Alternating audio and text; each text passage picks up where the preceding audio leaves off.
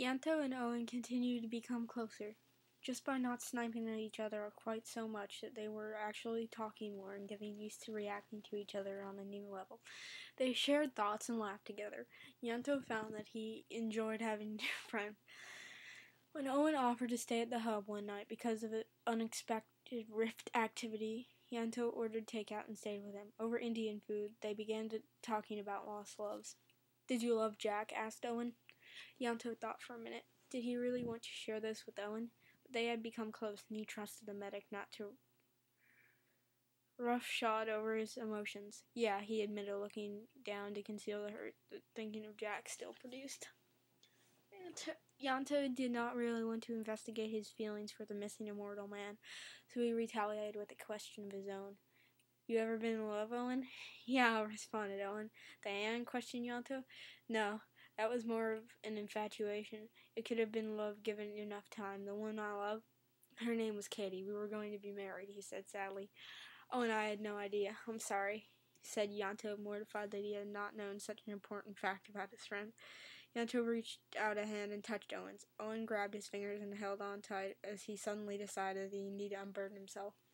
He told Ianto all the dreams he and Katie had nurtured about the 3 children they had planned to have once their careers were probably established, how they holidayed in Italy and he had proposed on their final night, how their wedding had never happened because of the alien growing in her head. Silent tears fell down Owen's face as he shared the memories with another person for the first time. Ianto turned Owen's head towards him and held it between his hands. He wiped the tears away with his thumbs and leaned in and kissed the other man gently on the lips. He tried desperately to pass some comfort to a colleague who had become a friend. They sat back and enjoyed the silence for a while. Sharing, after keeping his emotions concealed for so long, had been an almost cathartic experience for Owen, and Ianto felt privileged to have been the person he chose to share it with. Owen recovered enough to continue the conversation.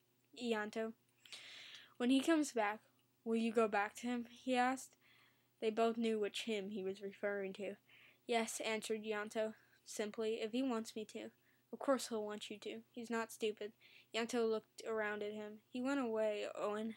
In all probability went to someone else." Owen looked back at his friend. "He will want you," he insisted, "but if he does, can I keep you?" he smiled. Ianto smiled back. "I'm not a toy, Owen, but you're so much fun to play with," returned Owen. The 2 friends laughed, enjoying the relaxation of the tension. They sat in silence again for a moment. "When you go back to him, you don't have to say anything about this." "I won't tell him. We'll just pretend it never happened," said Owen.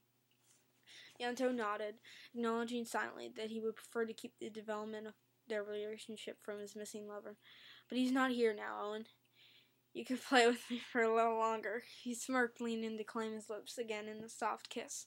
Owen smiled into the kiss and reached to unbutton Ianto's shirt whilst Ianto tried to pull Owen's t-shirt over his head. They broke the kiss and removed their own tops as they were getting tangled, trying to do each other's.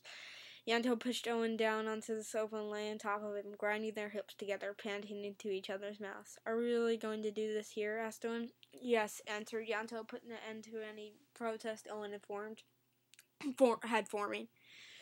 Ianto kissed Owen's neck, behind his ear, down to his chest, licking over his nipples and biting slightly at his